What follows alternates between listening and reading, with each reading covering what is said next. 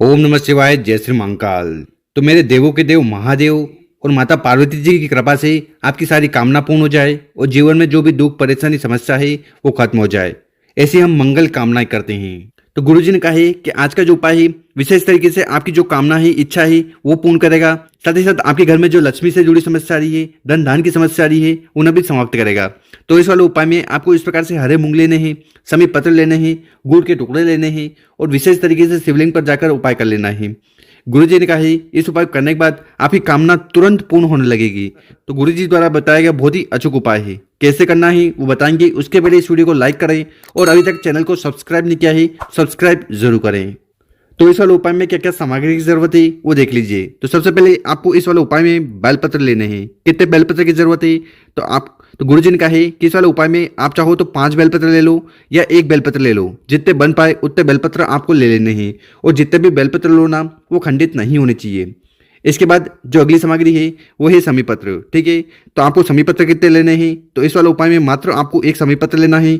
और जब भी समी पत्र की बात होना तो आपको इस प्रकार से पूरा 1 समी पत्र लेना है। देखिए बहुत सारे लोग जानकारी के अभाव में इस प्रकार से समी पत्र लेते हैं जो कि एकदम गलत होता है। इसके बाद जो अगली सामग्री है वो है गुड़। तो आपको इस प्रकार से 1-2 गुड़ के टुकड़े ले लेने हैं। और इसके बाद जो अगली सामग्री है वो है हरे मूंग। ठीक, हरे मूंग कितने लेने हैं तो इस वाले उपाय में आपको मात्र 1 हरा मूंग लेना है। और जो हरा मूंग लो ना वो कहीं से खंडित नहीं होना चाहिए। और फिर आखिरी में आपको इस प्रकार से एक तांबे का लोटा लेना है और उस तांबे के लोटे में आपको अपने घर से अपने किचन से जल भर लेना है।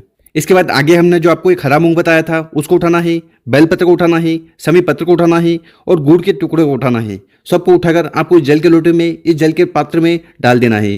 तो इस प्रकार से आपको अपने घर से ही इस प्रकार से एक जल का लोटा तैयार कर लेना। और फिर इस जल के लोटे को लेकर आपको पहुंच जाना है अपने घर के आसपास जहां पर भी शिव मंदिर है वहां।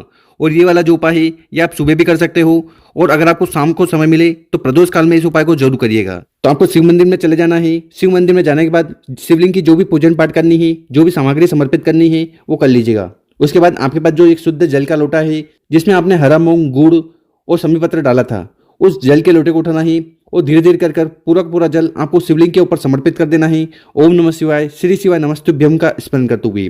देखिए शिवलिंग पर जब जल चढ़ाओगे तो वो जल जलाधारी की तरफ से होकर नीचे आएगा। तो यहाँ पर आपको अपना सीधा वाला हाथ रख लेना है और उस जल को अपने हाथ में इकट्ठा कर लेना है। इकट्ठा कर कर इसको आपको अपनी 3 जगह लगाना है। अपने कंठ पर लगाना है, मस्तक पर लगाना है, नैनों पर लगाना है। इससे आपके जीवन में जो दुर्भाग्य है वो खत्म होगा, आपकी समस्या खत्म होगी। और तो इस प्रकार से आपको ये जल का लोटा समर्पित कर देना है। इसके बाद शिवलिंग के पास बैठ जाना है। अपना नाम और गोत्र का उच्चारण करते हुए आपको भगवान भोलेनाथ से प्रार्थना करना है कि हे भोलेनाथ, हे श्री शंभु, हे त्रिकालदर्शी, हमारी ये कामना है इन्हें जल्द से जल्द पूर्ण करें। अब वो कामना नौकरी से जुड़ी हो सकती है, वो कामना व्यापार से जुड़ी हो सकती है, अब वो कामना धन धान से जुड़ी हो सकती है या विवाह से जुड़ी हो सकती है। तो कहने का मतलब है कि किसी भी कामना है ना तो उसकी पूर्ति के लिए आपको विशेष तरीके से उपाय जरूर करना चाहिए। तो गुरु जी द्वारा बताया गया बहुत ही अचूक और विशेष उपाय है, कर कर जरूर देखिएगा। तो ये था पहला उपाय। अब जानते हैं गुरु जी द्वारा बताया गया दूसरा उपाय। देखिए अगर आप ये उपाय करते हो ना तो इससे माता पार्वती जी, भगवान भोलेनाथ अति प्रसन्न होंगे और आपकी हर प्रकार की कामना पूर्ण करेंगे। साथ ही साथ जीवन में जो भी दुख है, परेशानी है, समस्या है, झंझट है वो समाप्त करेंगे। तो इस वाले उपाय में आपको क्या क्या सामग्री की जरूरत है वो देख लीजिए। तो सबसे पहले आपको लेना है दीपक। ठीक है, कौन सा दीपक लेना है तो आपको इस प्रकार से एक रुई की गोल बत्ती ले लेना है। इस दीपक में आपको डालना है गाय का शुद्ध घी। देखिए अगर गाय का शुद्ध घी नहीं मिले तो कौन सा भी शुद्ध घी आप ले सकते हो। इसके बाद जो अगली सामग्री है वो है बेलपत्र। तो आपको इस प्रकार से मात्र 1 बेलपत्र लेना है और जो बेलपत्र लो ना वो भी कहीं से खंडित नहीं होना चाहिए। और फिर आखिरी में इस प्रकार से एक तांबे का लोटा लेकर उसमें आपको अपने घर से, अपने किचन से जल भर लेना है।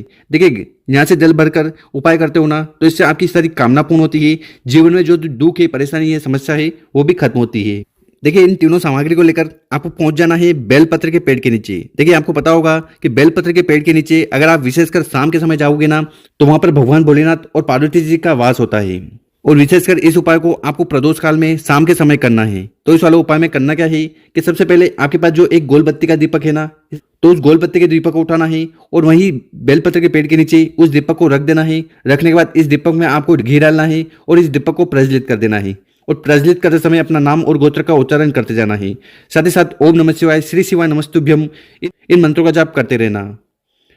इसके बाद आपके पास जो एक बेलपत्र है ना, ठीक है, उस बेलपत्र को उठाना है और वहीं बेलपत्र के पेड़ के नीचे जो भी कंकड़ हो, देखिए बेलपत्र के पेड़ के नीचे जाओगे तो आपको कंकड़ पत्थर मिल जाएंगे, ठीक है। तो वहां पर जो भी पत्थर हो उसको आपको मानना है शिव। क्या मानना है? शिव, कि ये शिव भगवान है। तो शिव का रूप मानकर आपको उस कंकड़ के ऊपर उस एक बेलपत्र को समर्पित कर देना है। ओम नमः शिवाय, श्री शिवाय नमस्तुभ्यम का स्मरण करते हुए। इतना उपाय हो गया। इसके बाद आपके पास जो एक शुद्ध जल का लोटा है ना, उसको उठाना है और ठीक उस बेलपत्र के ऊपर पूरा का पूरा जल आपको समर्पित कर देना है, शिव पुराण का जो मूल मंत्र है उसका उच्चारण करते हुए। तो इस प्रकार से आपको बेलपत्र के पेड़ के नीचे जाना है, दिया लगाना है, एक कंकड़ के ऊपर बेलपत्र को समर्पित कर देना है शिव मानकर, और उसके बाद जल का लोटा समर्पित कर देना है। ओम नमः शिवाय, श्री शिवाय नमस्तुभ्यम का स्मरण करते हुए।